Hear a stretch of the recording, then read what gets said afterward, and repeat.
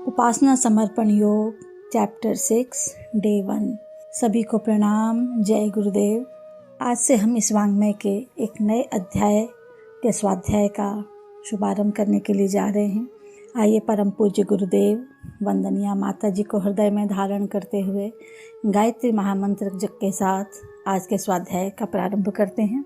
ओम भूर्भुवः स्वाहा तत्सवितुर्वरेण्यं भर्गो देवस्य धीमहि धियो यो नः प्रचोदयात्। इस अध्याय का नाम है गायत्री उपासना द्वारा मनुष्य जीवन की सार्थकता और आज का पहला टॉपिक है गायत्री के जप की महिमा। हिंदू धर्म में शास्त्रों में मनुष्य को आत्मिक शक्ति प्रदान करने वाले और मनोकामनाओं को सिद्ध करने वाले जो अनेक मंत्र बतलाए गए हैं, उन सब में गायत्री को सर्वश्रेष्ठ कहा गया है। विश्वामित्र ऋषि का मत है, चारों वेदों में गायत्री के समान कोई मंत्र नहीं है। इतना ही नहीं, संपूर्ण वेद गायत्री मंत्र की एक कला के समान भी नहीं है। भगवान मनु ने कहा है, ब्रह्मा जी ने 3 वेदों के सार रूप गायत्री मंत्र को खोज कर निकाला है। इस मंत्र को पढ़ने से वेद जानने का फल प्राप्त होता है। याज्ञवल्क, पाराशर, शंख, शौनक आदि ऋषियों ने भी गायत्री को मनुष्य के उद्धार और मोक्ष प्राप्ति के निमित्त सर्वश्रेष्ठ उपाय बतलाया है। अब यहाँ कितनी अच्छी बात गुरुदेव हमें बता रहे हैं कि हिंदू धर्म शास्त्रों में तो हमारी आत्मा की प्रगति के लिए बहुत सारी चीज़ें बतलाई गई हैं, बहुत सारे मंत्र और विधान बतलाए गए हैं, लेकिन यहाँ क्या कह रहे हैं गुरुदेव? आत्मिक शक्ति प्रदान करने वाले। अब आत्मिक शक्ति क्या है? आत्मिक शक्ति वो है जो मनुष्य के आत्मबल से आती है, उसकी आत्मा की शक्ति। 2 शक्तियाँ होती है, एक शरीर बल और एक आत्मबल। लेकिन शरीर बल अगर कम भी हो और आत्म का बल ज़्यादा हो तो बहुत सारे कार्यों को करना संभव है, लेकिन आत्मबल कम हो और शरीर बल बहुत ज़्यादा भी हो तो कई बार हम कार्यों को सही ढंग से नहीं कर पाते। आत्मबल क्या है? हमारी वो प्रसुप्त सामर्थ्य का बोध करा देता है हमको, जिसके कारण हम कठिन से कठिन और प्रतिकूल से प्रतिकूल परिस्थिति में भी आदर्श और सिद्धांतों पर टिके रह के अपने कार्य को कर पाते हैं। यही वो क्षमता है जो सामान्य से राजकुमार सिद्धार्थ को गौतम बुद्ध, साधारण से साधु को समर्थ रामदास, वासना में लिप्त कामुक व्यक्ति को तुलसीदास बना देती है। तो ये किससे प्राप्त होती है? ये शक्ति हमें गायत्री से प्राप्त होती है। तो इसलिए कहा गया कि बहुत सारे मंत्र हैं, लेकिन सर्वश्रेष्ठ मंत्र जो है वो गायत्री का ही बतलाया गया है। विश्वामित्र ऋषि कहते हैं कि चारों वेदों में गायत्री के समान तो कोई मंत्र ही नहीं है, और इतना ही नहीं, संपूर्ण वेद गायत्री मंत्र की एक कला के समान भी नहीं है। तो ऐसा उन्होंने क्यों कहा? ऐसा इसलिए कहा कि गायत्री मंत्र के अंदर एक ऐसी शक्ति है, समस्त वेदों के ज्ञान को ये समेटे हुए है। कहा जाता है कि अगर समस्त वेद अगर लुप्त हो गए और गायत्री मंत्र बचा हुआ रह गया तो वेदों के ज्ञान को लौटा ले आना संभव है, लेकिन अगर गायत्री मंत्र लुप्त हो गया तो वेदों के ज्ञान को लौटा पाना संभव नहीं है। इतनी बड़ी महिमा गायत्री मंत्र की बताई गई है। इसीलिए ब्रह्मा जी ने भी क्या कह दिया कि समस्त वेदों की अगर समरी करनी हो और अगर एक लाइन में लिख देना हो तो वो गायत्री का मंत्र है। इसीलिए इसको वेद त्रयी कहते हैं, यानी तीनों वेदों की समरी जो है वो गायत्री मंत्र ही है। ऐसा हमें भगवान मनु ने हमें बताया कि बिल्कुल गायत्री मंत्र की ऐसी महिमा है कि जो गायत्री मंत्र को जान जाता है उसको वेदों को जानने का फल प्राप्त होता है। इसीलिए ये बात कही जाती है, क्योंकि ये तीनों वेदों की समरी के रूप में हमारे सामने आई है। और अगर इस मंत्र को जान गए, अच्छी तरह से ये समझ में आ गया, तो एक तरह से मनुष्य वेदों के ज्ञान को अपने अंदर धारण कर लिया, ऐसा माना जाता है।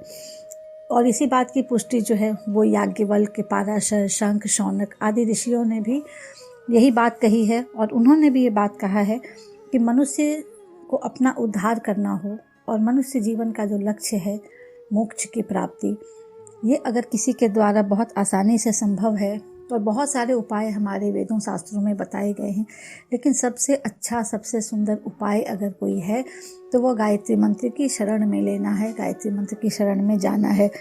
मनुष्य जीवन को सहज ही इससे अपने जीवन का उद्धार कर लेता है व्यक्ति और मोक्ष की ओर अग्रसर हो जाता है। आगे कहते हैं, वर्तमान समय के महापुरुष भी गायत्री की महिमा स्वीकार करते हैं। महात्मा गांधी ने कहा है, स्थिर और शांत हृदय से किए हुए गायत्री जप में आपत्ति काल के संकटों को दूर करने की शक्ति है। लोकमान्य तिलक ने कहा है, गायत्री मंत्र में कुमार्ग से हटाकर सन्मार्ग पर चलने की प्रेरणा विद्यमान है। अब तक जो हम सुने आए वो ये कि हम ऋषियों की, मुनियों की, बहुत से पुराणों में इन सब चीज़ों की बात सुनते आए हैं, लेकिन जो महापुरुष जिनके जीवंत उदाहरण हमारे समक्ष मौजूद हैं, आज के समय में जिनकी गणना की जाती है, उन्होंने भी गायत्री की महिमा का गान जो है वो बिल्कुल मुक्त कंठ से कहा है, उसको स्वीकार किया है। उन्होंने बताए हैं अपने अनुभव कि गायत्री से हमें क्या प्राप्ति होती है। यहाँ पर महात्मा गांधी का उदाहरण दिया है गुरुदेव ने सबसे पहले कि महात्मा गांधी क्या कहते हैं गायत्री मंत्र के बारे में। वो कहते हैं कि अगर कोई भी हमारे पास संकट का समय आ जाए, कोई आपत्ति आ जाए, तो उस परिस्थिति में गायत्री का जप अगर कोई व्यक्ति करता है तो ये उस संकट को दूर करने के सामर्थ्य रखता है। लेकिन यहाँ पर उन्होंने इसके लिए 2 शर्तें बताई हैं। क्या कहा है? स्थिर चित्त और शांत हृदय। इस भाव को लेकर के, यानी अपने चित्त में जब वो गायत्री मंत्र की शरण में जाए तो उसके चित्त में व्याकुलता नहीं होनी चाहिए, उसका मन बिल्कुल शांत होना चाहिए, उसके मन के अंदर वो भाव होने चाहिए कि नहीं, इससे हमारा कल्याण होगा ही होगा, हमारा उद्धार होगा ही होगा। अपने मन को विचलित नहीं होने देना है कि कर तो गायत्री का मंत्र जप रहे हैं लेकिन दिमाग चारों तरफ दौड़ रहा है, वैसा नहीं करना है। हम बिल्कुल, अगर हम मन को अपने स्थिर करें और चित्त को बिल्कुल शांत भाव से भगवान के शरण में लगा करके, और तब हम जब गायत्री का जप करते हैं तो यह आपत्ति काल के संकटों को दूर करने की शक्ति रखती है। तो यही आगे लोकमान्य तिलक जी कहते हैं कि गायत्री मंत्र कितना बड़ा काम करती है। देखो क्या कहते हैं कि कुमार्ग से हटाकर सन्मार्ग पर चलने की प्रेरणा देती है। कि अगर कोई गलती से गलत रास्ते पर चला भी गया हो, भटक गया हो, और अगर वो गायत्री के शरण में आता है तो ये उस व्यक्ति के अंदर में ऐसी प्रेरणाएं भर देती हैं कि वह उस पथ को छोड़ करके, गलत रास्ते को छोड़ करके वह सन्मार्ग की ओर चल देता है। और गायत्री का पद भी यही कहता है, धियो यो न प्रचोदयात्, यानी हमें बिल्कुल सन्मार्ग पर ले चलो। हम ना भी चलना चाहे तो भी हमें जब लेकर चलो, ऐसी प्रेरणा गायत्री की आती है। और फिर पंडित मदन मोहन मालवीय कहते हैं कि ऋषियों ने हमें अनेकों रत्न दिए हैं, उसमें गायत्री सर्वश्रेष्ठ रत्न है। कविवर रविंद्रनाथ ठाकुर ने कहा है, गायत्री मंत्र ही राष्ट्र की आत्मा को जागृत करने वाला है, इसमें संदेह नहीं। स्वामी दयानंद कहते हैं, चारों वेदों का मूल मंत्र गायत्री ही है। आदिकाल में सभी ऋषि मुनि इसी का जप किया करते थे। तो यहाँ जो रत्नों की बात बता रहे हैं उसका मतलब ये हीरे मोती नहीं होते हैं। रत्न उसको कहा जाता है जो हमारे जीवन को बिल्कुल परिष्कार कर दे, बिल्कुल एकदम चमका दे, कि हम बिल्कुल लोगों को हम देखते हैं, ऋषियों मुनियों को, अच्छी श्रेष्ठ आत्माओं को देखते हैं तो उनको देखते ही हमारे मन में बहुत प्रसन्नता, बहुत खुशी का अनुभव होता है। तो ये क्या, ये उनके लिए भी एक रत्न के समान है। रत्न किस लिए जाने जाते हैं? अपनी चमक के लिए जाने जाते हैं। तो ये गायत्री क्या करती है? व्यक्ति के व्यक्तित्व में ऐसी चमक पैदा कर देती है कि बिल्कुल उसकी तुलना जो है वो रत्नों से की गई है। तो कह रहे हैं कि ये बिल्कुल गायत्री जो है वो सर्वश्रेष्ठ रत्न है। रविन्द्रनाथ ठाकुर भी ये कहते हैं कि यहाँ व्यक्तिगत आत्मा को जागरण करने की बात कौन कहे। ये ऐसा एक मंत्र है जो पूरे राष्ट्र को जागृत और जीवंत करने की सामर्थ्य रखता है। इसमें तो कोई संदेह ही नहीं है। इसके द्वारा सभी जगह चारों ओर जागृति फैलाई जा सकती है। यही स्वामी दयानंद भी कहते हैं, चारों वेदों का मूल मंत्र गायत्री है। आदिकाल में सभी ऋषि मुनि इसी का जप किया करते थे। स्वामी रामतीर्थ कहा करते थे, राम को प्राप्त करना सबसे बड़ा काम है और गायत्री मनुष्य के मन को सांसारिक वासनाओं से हटाकर राम में लगा देती है। योगी अरविंद के अनुसार गायत्री में महत्वपूर्ण शक्ति मौजूद है। श्री रामकृष्ण परमहंस ने स्वानुभव से बतलाया है, गायत्री द्वारा बड़ी से बड़ी सिद्धि प्राप्त की जा सकती है। स्वामी विवेकानंद का मत है, गायत्री मंत्र समस्त मंत्रों का मुकुटमणि है। अब आगे स्वामी रामतीर्थ कहते हैं कि राम को प्राप्त करना सबसे बड़ा काम है, यानी मनुष्य का मन क्या है? मनुष्य का मन के अंदर इतने भटकाव, इतने ये आते हैं कि राम को प्राप्त करना यानी देवत्व की ओर बढ़ना। मनुष्य सहज ही देवत्व की ओर नहीं बढ़ना चाहता है।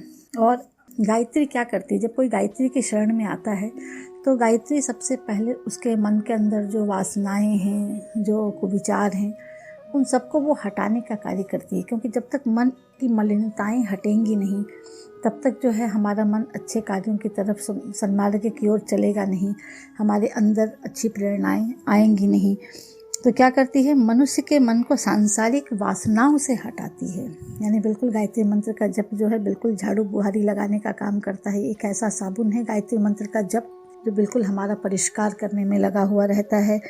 और जब मन धीरे धीरे परिष्कार होने लगता है तो हमारा मन स्वतः ही फिर धीरे धीरे राममय होने लगता है। हम ये काम बीज से हट करके राम बीज की ओर व्यक्ति की जो है वो प्रगति होने लग जाती है। योगी अरविंद भी यही कहते हैं कि गायत्री मंत्र में बहुत अधिक शक्ति जो है वो मौजूद है। और अंत में क्या कहते हैं कि रामकृष्ण परमहंस ने स्व अनुभव से बतलाया। इसका मतलब ये, स्व अनुभव मतलब कि रामकृष्ण परमहंस ने पहले स्वयं इस चीज़ को अनुभव किया और उसके बाद उन्होंने इस चीज़ को अनुभूत करने के बाद जो अपने विचार व्यक्त किए हैं वो ये कि गायत्री मंत्र एक ऐसा मंत्र है जिसके द्वारा बड़ी से बड़ी सिद्धियों को प्राप्त किया जा सकता है। उसके लिए हमें कोई बहुत बड़े बड़े मंत्र तंत्र साधनाएं करने की, बड़े बड़े मंत्रों का सहारा लेने की आवश्यकता नहीं है। गायत्री मंत्र के द्वारा ही बड़ी से बड़ी सिद्धि प्राप्त की जा सकती है। और कहते हैं स्वामी विवेकानंद कि गायत्री मंत्र तो समस्त मंत्रों का मुकुटमणि है। यानी गायत्री मंत्र को क्या कहा उन्होंने? मुकुट। मुकुट कहाँ सजता है? मुकुट हमेशा सर के ऊपर ही सजता है। उसकी शोभा जो है सर के ऊपर ही होती है, यानी सिरमौर कहा जाता है, यानी सबसे ऊपर। तो बहुत सारे मंत्र हमारे शास्त्रों में बताए गए हैं, लेकिन अगर मंत्रों का सिरमौर किसी को कहा गया, मंत्रों का मुकुटमणि किसी को अगर कहा गया है तो वह गायत्री मंत्र को ही कहा गया है। क्योंकि इसके इतने सारे गुण हैं, इतनी सारी विशेषताएं हैं, जिसके आधार पर बहुत सारे संत महात्माओं, ऋषिगणों ने, महापुरुषों ने इस मंत्र को मुकुटमणि की संज्ञा दी है। आज के स्वाध्याय को यहीं विराम देते हैं। सभी को प्रणाम। जय गुरुदेव।